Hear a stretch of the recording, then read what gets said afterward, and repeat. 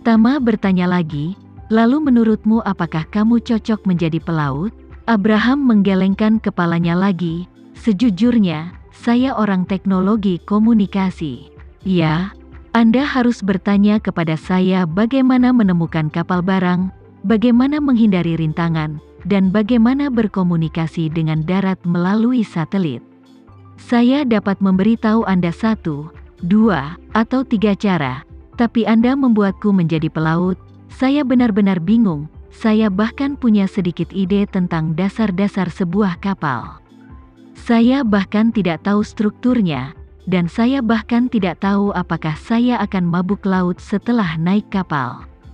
Setelah berbicara, Abraham berkata dengan emosi, tapi tidak mungkin, demi hidup. Tama dan Abraham mengobrol lama, dan dia lebih mengerti tentang masa lalu Abraham. Abraham dulunya adalah anak yang berbakat. Ketika orang lain baru saja mendapatkan buku pelajaran sekolah menengah, dia sudah diterima di universitas utama. Sementara yang lain sedang mempersiapkan ujian masuk perguruan tinggi, dia sudah pergi ke luar negeri sebagai mahasiswa umum. Orang-orang muda pada waktu itu, sebelum datang ke Amerika Serikat, memiliki hati yang enggan. Saat itu, bertepatan dengan masa keemasan pesatnya perkembangan Silicon Valley, dan internet mengubah dunia. Dia juga melihat banyak senior dan junior yang tinggal di Amerika Serikat untuk pengembangan. Dalam proses ledakan perkembangan internet, satu persatu mereka menjadi kaya. Beberapa menjadi presiden perusahaan yang terdaftar, bernilai lebih dari 100 juta dolar AS, sementara yang lain menjadi mitra bisnis. Beberapa membunyikan bel di Nasdaq dan bernilai puluhan juta dolar dalam semalam. Ia juga melihat banyak yang belajar keuangan. Setelah lulus, mereka memasuki bank investasi Wall Street. Setelah lulus, mereka menerima ratusan ribu bahkan jutaan gaji tinggi. Yang lebih hebat lagi adalah mereka semua memegang puluhan juta atau bahkan lebih dari dana modal Ventura sebesar 100 juta dolar. Terkadang saat makan, mereka memutuskan proyek investasi lebih dari jutaan dolar. Setelah itu, ia juga melihat banyak pria luar biasa yang, dengan modal-modal Ventura Amerika, kembali ke Indonesia untuk berinvestasi di sejumlah besar perusahaan bintang yang akan menjadi terkenal di Indonesia di masa depan, tidak hanya membantu perusahaan-perusahaan itu menjadi yang teratas di dunia, tetapi juga membantu bank investasi mereka sendiri menghasilkan keuntungan besar, dan mereka juga mendapatkan ketenaran dan kekayaan satu persatu, dan beberapa bahkan dianggap sebagai investor terbaik, menerbitkan buku dan biografi, dan menjadi terkenal. Apa yang dia lihat dan dengar sangat merangsang Abraham. Dia tidak ingin kembali bekerja sebagai pegawai BUMN atau PNS setelah menyelesaikan studinya di Amerika Serikat selangkah demi selangkah. Dia juga ingin menjadi sama dengan orang-orang itu, memiliki perusahaan sendiri, atau berinvestasi dalam kelompok perusahaan besar. Namun, di industri manapun, saluran untuk talenta terbaik sangat sempit. Selama bertahun-tahun, jutaan mahasiswa asing yang berada di level elit bahkan tidak sedikit yang bisa benar-benar menjadi yang terbaik. Karena di era apapun, seorang top talent harus memiliki waktu dan tempat yang tepat, dan yang pasti bukan orang yang bekerja keras dan akan mampu mendaki ke puncak. Ini adalah kasus yang dialami Abraham. Dia tinggal di Amerika Serikat dengan mimpi, tetapi kenyataan terus melambai padanya. Dalam beberapa tahun pertama belajar di sini, dia masih memiliki cita-cita di hatinya, tetapi tidak butuh waktu lama baginya untuk mulai berkeliaran mencari nafkah dan secara bertahap menjadi terbiasa. Saat Abraham dan Tama berbicara lebih banyak dan lebih banyak lagi, dan saat dia semakin banyak bercerita, seluruh pribadinya, tidak tahu kapan itu dimulai, menjadi penuh dengan air mata. Melihat pesawat akan mendarat, Tama menyerahkan tisu dan berkata, "Bang, Meksiko bukan tempatmu." Ketika pesawat mendarat, beli tiket dan kembali. Abraham menggelengkan kepalanya dan berkata, "Apa yang akan aku lakukan? Istriku, anakku, Mereka menungguku untuk mendukung mereka. Mobilnya sudah terjual, dan rumah itu harus dijual jika terus seperti ini. Dia berkata dengan wajah tegas, aku bisa mendapatkan puluhan ribu dolar setahun sebagai pelaut, dan aku bisa menyelesaikan masalah keluarga. Ada masalah ekonomi, jadi aku harus mengatupkan gigi dan bertahan. Melihat ekspresi tekadnya, Tama tiba-tiba merasa bahwa rencananya sebelumnya sepertinya membutuhkan beberapa penyesuaian.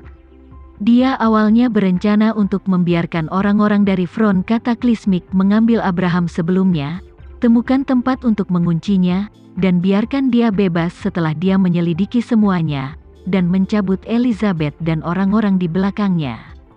Pada saat itu, kemana dia ingin pergi dan apa yang ingin dia lakukan, itu tidak ada hubungannya dengan dia.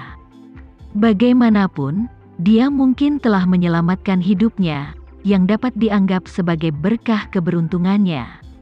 Tapi sekarang Tama tiba-tiba menemukan bahwa menghadapi pria paruh baya yang hampir putus asa untuk hidup ini, dan mencoba berjuang dalam situasi putus asa, melakukan hal itu hanya mematahkan sedikit harapan yang dia miliki untuk hidup saat ini. Ketika dia kembali ke Amerika Serikat dengan tangan kosong, ibunya yang sudah tua akan terus bekerja di restoran, sementara istri dan anak-anaknya tidak akan memiliki kehidupan. Bahkan rumah tempat tinggal mereka mungkin diambil oleh bank. Karena itu, daripada ini, lebih baik membawa Abraham bersamanya. Apapun yang menantinya di depan, biarkan dia mengalaminya sendiri. Mungkin, setelah semua masalah mereda, pengalaman ini akan memungkinkan pria paruh baya yang bingung dan menyedihkan ini menemukan jalan kembali.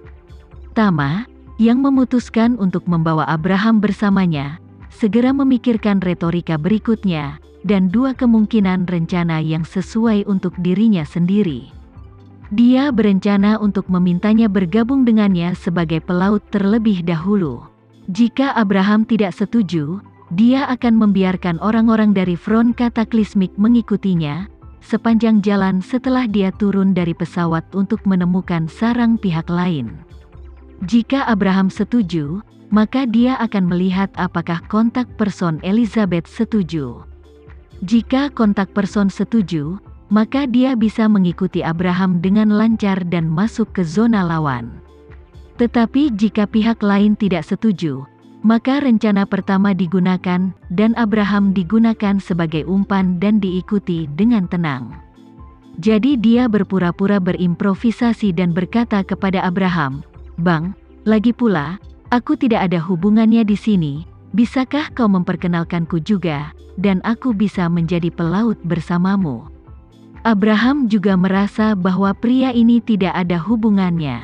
Pemuda itu cukup bisa mengobrol, jadi dia berkata dengan riang, "Oke, tapi apa yang aku katakan tidak bisa menjamin 100%. Setelah aku turun dari pesawat dan melihat orang yang ada di sana untuk menjemputku, aku akan bertanya apakah mereka mau merekrut orang. Jika mereka mau, kamu bisa ikut denganku." "Oke." Tama tersenyum dan berkata, "Terima kasih, Bang." Abraham melambaikan tangannya, sama-sama.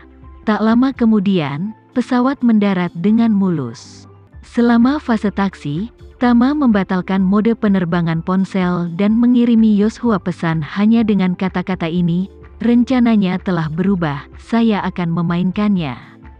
Setelah itu, ketika pesawat berhenti, dia dan Abraham turun dengan barang bawaan mereka.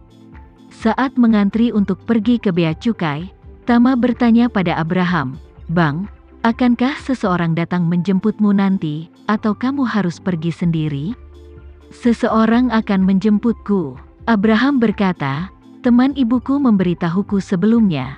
Tempat ini berjarak sekitar 100 km dari pelabuhan Ensenada. Aku tidak tahu tempat itu dengan baik, dan aku bisa mengalami kesulitan. Jadi dia meminta pihak lain dan perusahaan pelayaran mengirim mobil untuk menjemputku dari bandara." Setelah berbicara, Abraham menambahkan, "Setelah kita bertemu dengannya nanti, aku akan bertanya padanya apakah mereka masih merekrut orang. Jika mereka menerimamu, kita akan bergabung dengannya bersama-sama. Oke, Tama berkata sambil tersenyum, aku akan memintamu untuk mengatakan lebih banyak hal baik pada saat itu. Abraham buru-buru berkata, sama-sama, jangan terlalu sopan, tapi itu hanya upaya, dan aku sendiri aku tidak memiliki banyak kemampuan, bukan terserah aku untuk memutuskan apakah itu berhasil atau tidak, itu tergantung pada orang lain.